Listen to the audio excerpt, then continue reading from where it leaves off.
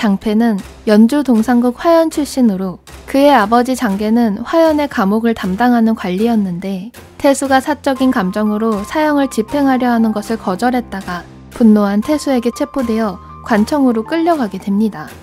당시 18살이었던 장패는 식객 수십 명을 데리고 비연 서쪽 산속에서 매복하였다가 장계를 구해냈는데 장계를 호송하는 자들의 수는 100명에 달했으나 장패의 기세에 눌려 꼼짝도 하지 못했다고 합니다.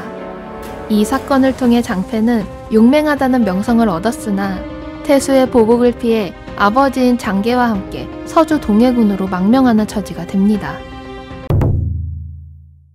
장패가 서주에서 자리를 잡을 즈음 황건적의 난이 발생하였고 장패는 서주의 도겸을 따라 황건적을 쳐부수는 활약을 하여 기도위로 임명됩니다.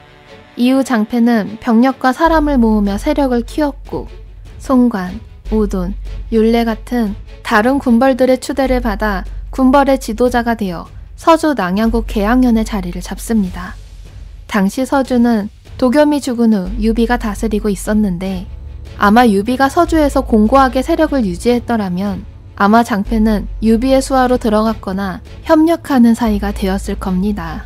하지만 유비는 여포에게 뒤통수를 맞고 쫓겨났고 이 상황을 지켜보던 장패는 여포에게 협력합니다. 여포가 조조와 싸울 때 장패는 병사를 이끌고 여포를 지원하기는 했으나 여포의 직속 부하라기보다는 협력관계에 더 가까웠습니다. 그것을 증명하는 일화가 있는데 한 번은 장패가 서주 낭야국의 상이었던 소권을 습격하여 격파한 뒤 그의 군수물자를 모두 차지하는 일을 벌입니다. 그런데 소권은 여포와 친교를 맺고 있는 사이였기에 여포는 직접 군대를 이끌고 나섰고 장패는 여포의 노략질을 두려워하여 성에 틀어박혀 수비만 합니다. 이로 인해 여포는 유의미한 성과를 거두지 못하고 돌아갔고 나중에 화해를 했다고 합니다. 여포가 조조에게 패망하고 죽자 여포에게 협력했던 장패는 몸을 숨겼지만 조조는 그를 찾아내서 만났고 장패가 뛰어난 인물임을 알게 된 조조는 장패와 그를 따르던 군벌들을 모두 휘하장수로 삼습니다. 그리고 조조는 장패를 낭야국의 상으로 송관, 오돈, 율례 등은 모두 태수로 임명하였고 청주 및 서주를 나누어 장패에게 위임합니다. 이때 조조의 선택은 훗날 엄청난 시너지를 발휘하게 되는데 조조가 원소와 싸우게 되었을 때 장패는 틈만 나면 정병을 이끌고 청주로 돌입하였기에 조조는 동쪽의 일을 걱정하지 않고 원소와의 대결에만 전념할 수 있었다고 합니다. 이는 원소와의 대결 전에 완의 장수가 조조의 밑으로 들어가서 남쪽의 유표를 견제한 것과 맞먹는 것이라 볼 수 있겠습니다. 마침내 조조가 원가의 세력을 모조리 제거하고 기주를 평정하자 장패는 똘마니들과 함께 조조를 찾아가 축하의 말을 올립니다. 그리고 이번 기회에 자신의 자제 및 수하들의 가족들을 업에 이주하게 해달라고 청원하였는데 이는 보통 군주가 신하들이 배반을 못하게 만들기 위한 목적으로 신하의 가술들을 볼모로 취하기 위해 명령의 형태로 이루어지는 게 대부분이었으나 장패는 반대로 신하인 자신이 직접 이를 말하여 조조에게 충성을 다하겠다는 시그널을 보낸 것입니다. 이에 조조는 매우 감탄하고 기뻐하며 그를 극찬했다고 합니다. 장패는 서주와 청주에서 일어난 난을 진압한 공으로 여루에 봉해졌고 위로장군에 임명됩니다. 그리고 우금과 함께 창의를 토벌하였고 하우영과 함께 황건적의 잔당 서하 등을 토벌할 때도 공을 세워 서주자사에 임명되었으며 유수구 전투에서는 선봉이 되는 명예를 얻습니다. 또한 장료가 진란을 토벌할 때 송건이 장수 한당을 보내 진란을 지원하게 하자 별동대를 이끌고 진격해 한당의 진격을 막았고 수차례 전투를 치러 한당의 군대를 격파해버린 뒤 서구에 주둔합니다. 원래 송건은 수만 명의 병력을 이끌고 서구에 상륙하여 진란을 지원하려고 하였으나 장패의 군대가 서구에 있다는 말을 듣고는 퇴각합니다. 장패는 송건의 군대가 퇴각한다는 소식을 듣고는 밤새 추격하여 뒤따라 잡아 공격했고 습격을 받은 송건의 군대는 배에 오르지도 못하고 물에 빠져 죽은 사람들이 많았다고 합니다. 이렇게 장패가 송건의 지원군을 격파했기에 장료는 진란의 토벌에만 집중할 수 있었고 마침내 진란을 토벌했다고 합니다. 조조 사후 조비가 그의 뒤를 이었을 때도 장패는 도독청 주재군사에 임명되며 승승장구하였고, 조비는 군사 문제가 발생하면 항상 장패를 불러 그에게 조언을 구하였다고 합니다.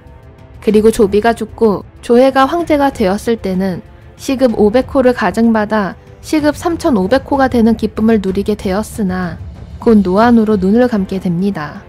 장패가 죽은 뒤 그의 아들들도 여루에 봉해졌고, 아들 중 한 명은 훗날 시호까지 받는 영광을 얻었으니 눈치 빠르고 능력 있는 아버지 덕분에 자식들은 윤택한 삶을 누리게 됩니다. 게다가 장패의 똘마니 중 하나였던 송관도 청주자사가 되는 지위를 얻었다고 하니 그를 따른 사람들은 모두가 인생이 잘 풀렸던 것 같습니다. 앞에 업 이주 관련 일화에서 보이듯 장패는 눈치가 빠르고 윗사람에게 잘 보일 수 있는 포인트를 정말 잘 알았는데, 한 번은 장패가 장료와 함께 유수구 전투에서 선봉에 임했을 때의 일입니다. 당시 장패는 장료와 함께 선봉에 서서 송건의 군대와 맞섰으나 큰 비를 만나 수위가 점점 높아지는 바람에 송건의 수많은 배들이 점차 전진해 왔고, 이로 인해 휘하의 병사들은 두려움에 떨었다고 합니다. 장료는 중간에 퇴각할까 고민하였는데 장패는 그러면 안 된다고 한 뒤 공께서는 유리함과 불리함을 따지는 일에 밝으십니다. 우리들을 그대로 내버려 두실 것 같습니까? 라고 말합니다. 다음날 과연 장패의 말대로 조조의 퇴각 명령이 내려졌고, 장료는 본영으로 귀환한 뒤 장패가 한 말을 조조에게 전합니다. 장패의 발언을 들은 조조는 매우 감동하며 장패에게 양희 장군의 관직을 내리고 가절로 삼았다고 합니다. 물론 장패가 무조건 아첨만 하는 사람은 아니었습니다. 앞서 조조가 서읍, 모이라는 인물들을 연주에서 부장으로 삼았었는데, 연주에서 반란이 일어났을 때 서읍과 모이는 조조를 배반합니다. 그러나 연주에서 일어난 반란은 곧 제압되었고, 서읍과 모이는 장패에게 망명하여 몸을 의탁했는데, 이 사실을 알게 된 조조는 유비를 보내 장패로 하여금 서읍과 모이의 목을 잘라서 보내라는 명을 내립니다.